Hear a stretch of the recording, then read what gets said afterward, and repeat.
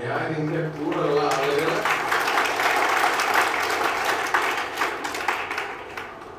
എന്നെ അടുത്തറിഞ്ഞാൽ 1 മണിക്കൂറിന്റെ കൂടെ ജീവിച്ചാൽ മതി, ഞാൻ അറിയാം.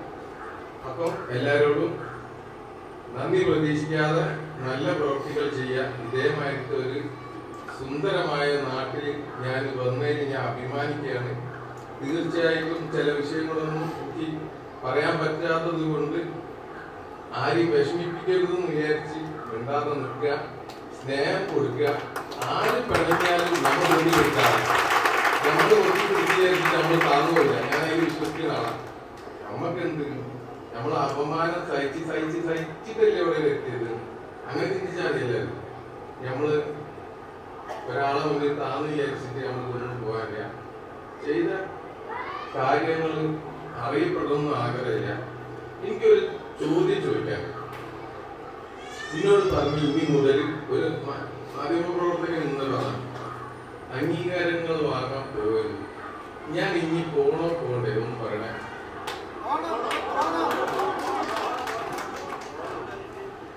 പോണെന്നാണ് എന്റെ ആഗ്രഹം. എന്തിനെന്ന് ചോദിച്ചു കഴിഞ്ഞാല് നമ്മളിവിടെ കുറെ എണ്ണം വിഘടിച്ച് കിടക്കുന്നത്, ഒന്ന് ഉള്ളത് എല്ലാത്തിൻ്റെതും മലിനമായിട്ടുണ്ടെന്ന് എന്റെ വിശ്വാസം.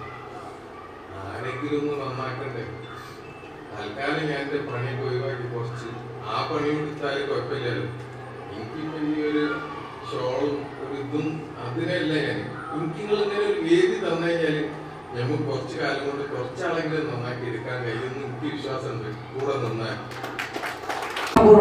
ആദരപൂർവ്വം ക്ഷണിക്കുന്നു.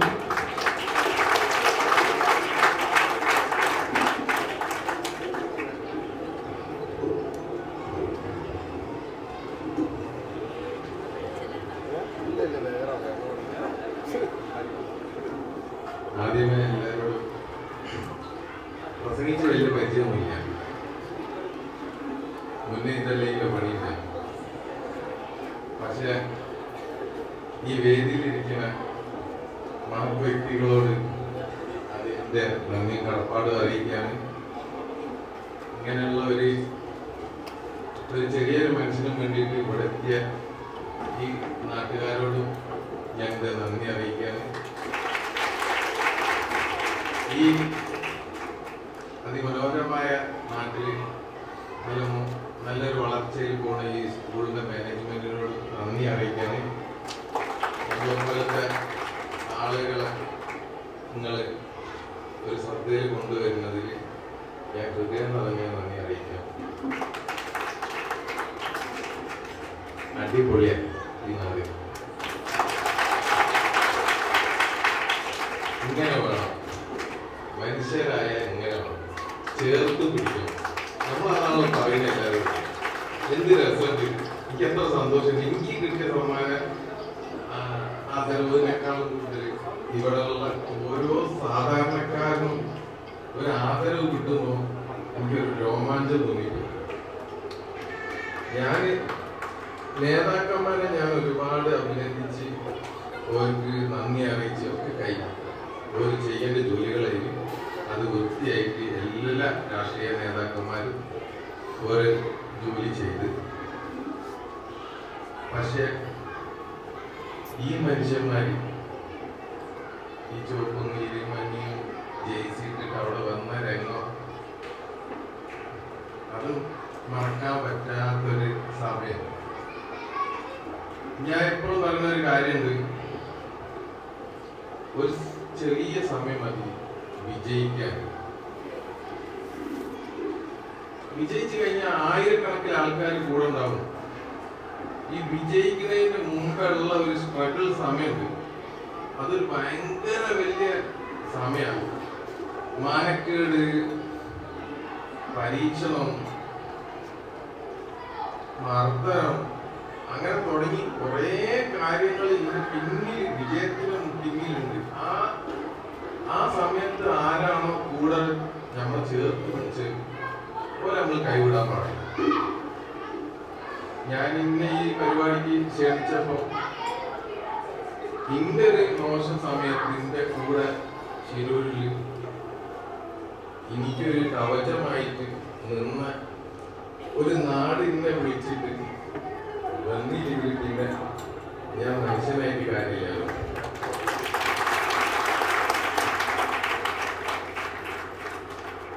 ഇതൊരു ചരിത്രമാണ്. അതിൻ്റെ ഒരു ചെറിയ ഭാഗം മാത്രമേ ഞാൻ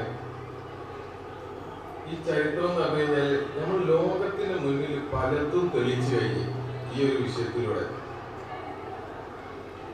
ഒരു സാധാരണ ഒരാൾക്ക് എന്തെങ്കിലും ഒരു അപകടം സംഭവിക്കുകയാണെങ്കിൽ ആ ആളുടെ പിന്നിൽ സകല ആളുകളും അണിചേരുന്ന ഒരുപാട് ആളുകളെ ഓർമ്മപ്പെടുത്തിയ ഒരു വിഷയമാണ്.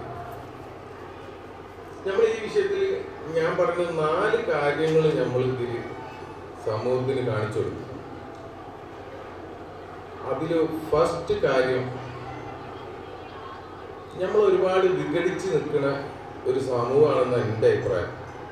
ഞാൻ ഇതിലൊന്നും ആദ്യം ശ്രദ്ധിച്ചില്ലേനു. ഞാൻ എൻ്റെ കച്ചവടം കാര്യങ്ങളായിട്ട് പോവുകയും ഇതിലിറങ്ങിയപ്പോഴാണ് മനസ്സിലായത് നമ്മൾ മതങ്ങളെ വേർതിരിച്ച് വെച്ചിട്ട് അങ്ങോട്ടും ഇങ്ങോട്ടും ഒരു കച്ചറ കൂടുന്ന ഒരു അതപ്പതിച്ച ഒരു സമൂഹമായിട്ട് എനിക്ക് തോന്നി. എനിക്ക് തന്നെ നോക്കുമ്പോൾ മനസ്സിലായി എന്താ ഇത് എവിടെയും കൊണ്ട് ഒരു എന്താ പറയാ ഉണ്ടാക്കുന്ന ഒരു വർഗീയത. നല്ലത് ചെയ്താലും വർഗീയത, എന്ത് ചെയ്താലും വർഗീയത. ഇങ്ങനെയുള്ള ഒരു ദീനെ നമ്മൾ മാറ്റി നമ്മളൊരു സന്ദേശം പേർക്ക് കൊടുത്ത് ഒരു അർജുന് ഒരു മനാഫ് അങ്ങനെയുള്ള കുറേ ആളുകൾ കൂടെ ഉണ്ട്. നമ്മൾ കൂട്ടായി പ്രയത്നിച്ചിട്ടാണ് ഈ ഒരു വിജയം സ്വന്തമാക്കിയത്. ഇതിന് വിജയം എന്നേ ഞാൻ പറയുള്ളൂ. ഒരു സമയത്ത് നമുക്കൊന്നും ചെയ്യാൻ കഴിയാത്ത ഒരു ഭരണകൂടത്തിന്റെ അടുത്തുനിന്ന് നമ്മൾ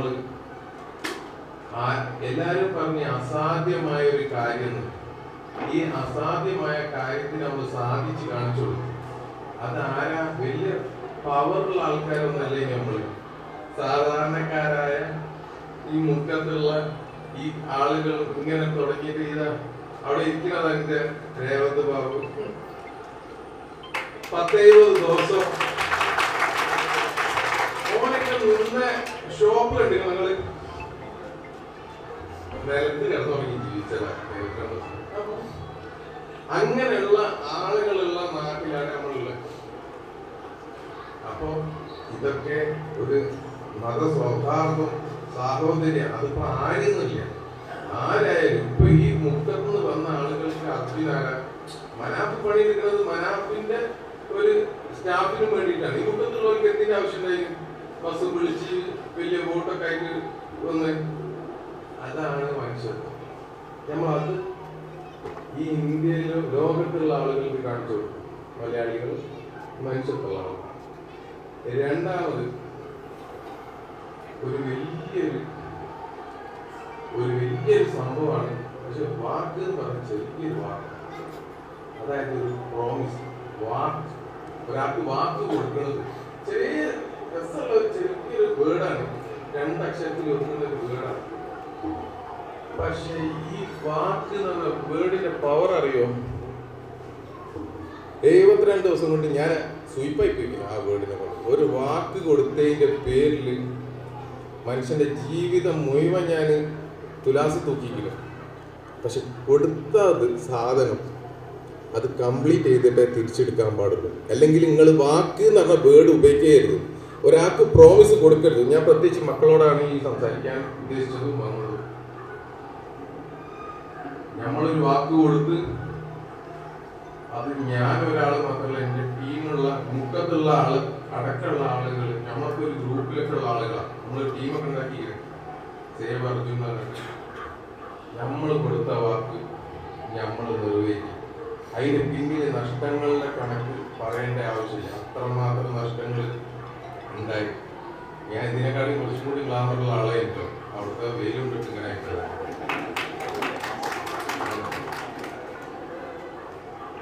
മൂന്നാമത് കുടുംബ ബന്ധം. ഒരു പ്രതിസന്ധി, എന്റെ ജീവിതത്തിലെ ഏറ്റവും വലിയ പ്രതിസന്ധിയിലേക്കും ആ ദിവസം ഞാൻ പോകുമ്പോ ആദ്യ ദിവസം എന്റെ കൂടെ സ്ഥാപനം കൂട്ടിയിട്ട് വന്ന ആളുകളാണ് ഇപ്പൊ ലാസ്റ്റ് ആദരിച്ച നിഷാം അബ്ദുൽ വാലി എന്നൊക്കെ പറഞ്ഞ ആളുകൾ, അങ്ങനെ കുറെ എണ്ണം.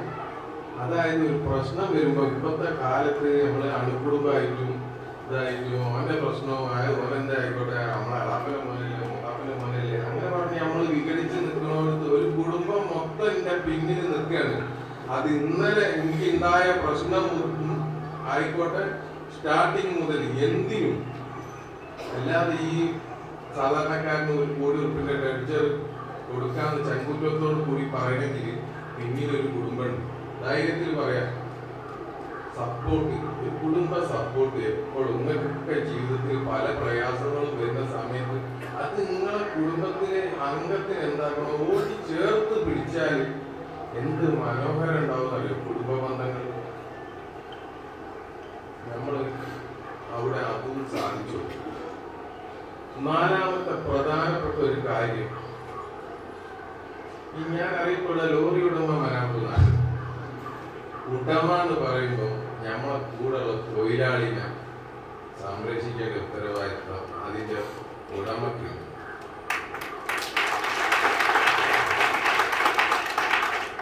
ആദ്യം ഉടമക്ക് മനസ്സിലാവണം ഈ തൊഴിലാളിയാണ് വീട്ടില് ഞമ്മക്ക് ചിക്കനും കഞ്ഞിയൊക്കെ ഉണ്ടാക്കി തരുന്നത് ഈ തൊഴിലാളികൾ ജോലി ചെയ്തിട്ടാണെന്ന് ഉടമക്ക് ബോധ്യമാവണം. ഈ ഉടമക്ക് ആ ബോധ്യമുണ്ട്. ഞാൻ ജീവിച്ചത് ജോലിക്കാരെ കൊണ്ടാ. അപ്പൊ തിരിച്ച് ഒരു ജോലിക്കാരന് ഒരു ആപത്ത് വരുമ്പോ നിൽക്കണം. ഞാൻ ഒന്ന് കാണിച്ചു കൊടുത്ത്